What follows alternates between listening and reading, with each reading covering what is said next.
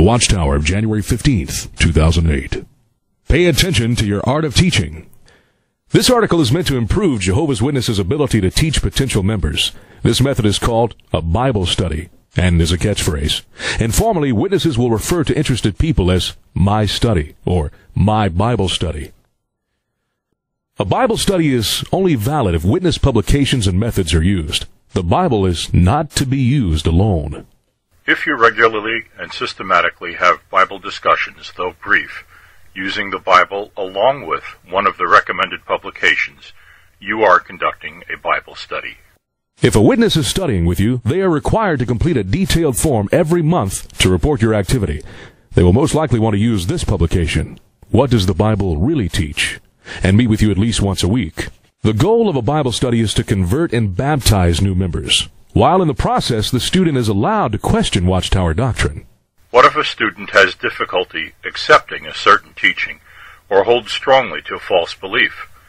If the student is still not convinced, leave the subject for another time and continue on with his regular study.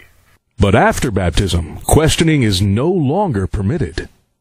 If we get to thinking that we know better than the organization, we should ask ourselves, where did we learn Bible truth in the first place? Would we know the way of the truth if it had not been for the guidance from the organization? Really, can we get along without the direction of God's organization? No, we cannot. For this Watchtower study, let's go right to paragraph 9 under the subheading, Keep It Simple. Most truths contained in God's Word are in themselves relatively simple. It may be, though, that people with whom we studied the Bible have been confused by the doctrines of false religion. Our role as teachers is to make the Bible easy to understand. Jehovah's Witnesses, this is your challenge. Get prepared to hit the pause button. Without referring to any book, using the Bible only, explain how you believe 1914 can be calculated using biblical prophecy. You should be able to do this because 1914 is critical to the fulfillment of every modern prophecy you believe and sets the witnesses apart as having the truth. Can you explain this using the Bible alone? Press pause and prove it to yourself. For everyone else, here's the official explanation made easy to understand.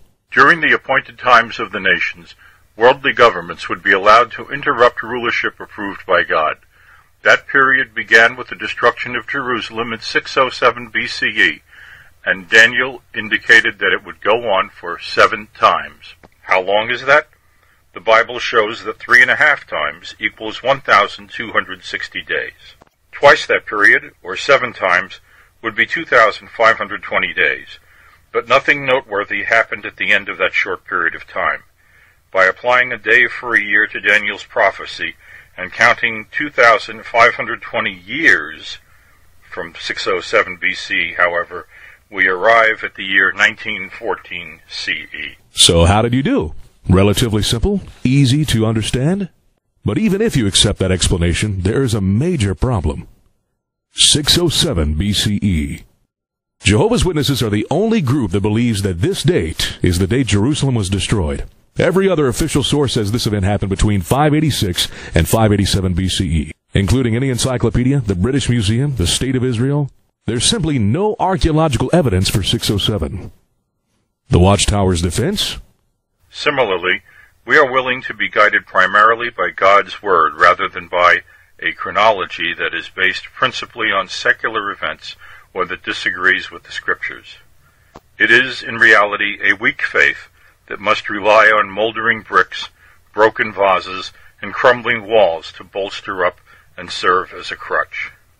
The reality is that the Watchtower needs 607 for 1914 to work.